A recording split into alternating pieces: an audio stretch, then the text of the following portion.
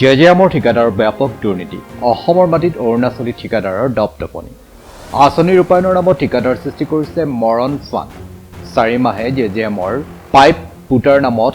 গাঁত খান্দি পেলাই থৈছে ঠিকাদাৰে ফলত গাঁতত গাড়ী মানুহ গৰু ছাগলী আদি পৰি আঘাতপ্ৰাপ্ত হৈছে প্ৰায় 1.5 কোটি টকীয়া জনস্বাস্থ্য কাৰিকৰী বিভাগৰ আঁচনিখন গহপুৰ ককিলাঝাৰ অঞ্চলত ৰূপায়ণৰ নামত অৰ্ধনিৰ্মিত অৱস্থাত পেলাই ৰখাৰ লগতে এইদৰে মৰণ ফাণ্ডৰ সৃষ্টি কৰি পিছপৰা অঞ্চলটোৰ ৰাইজক হাৰাশাস্তি কৰি আহিছে অন্যহাতে ঠিকাদাৰৰ এনে ময়মতালি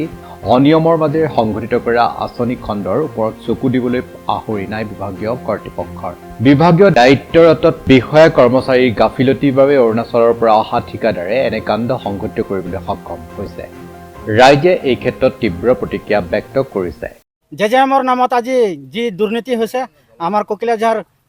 গাঁৱত আপোনালোকে প্ৰত্যক্ষ কৰিছে আজি 4 মাহে গাঁত খান্দি এনেকুৱা পেলাই থৈছে ইয়াত বহুতো গাড়ী এক্সিডেণ্ট হৈছে মানুহৰ হাত ভৰি বেয়া হৈছে ইয়াত গৰু ছাগলী সোমাই প্ৰায় তেওঁলোকৰ অসুবিধা হৈছে গতিকে আজি যি এই আমি শুনিছোঁ প্ৰায় 1.5 কোটি টকাৰ যি কাম আজি যেনেকুৱা হ'ব লাগে সেই হিচাপে হোৱা নাই আজি যিটো মেইন আমাৰ পানী যোগানটো তাতো কিন্তু দুৰ্নীতি হোৱা আমি গম পাইছোঁ তাত যিবিলাক মেটেৰিয়েলছ ইউজ কৰিব লাগিছিলে সেইবিলাক এতিয়ালৈকে কৰা নাই গতিকে যি আমাৰ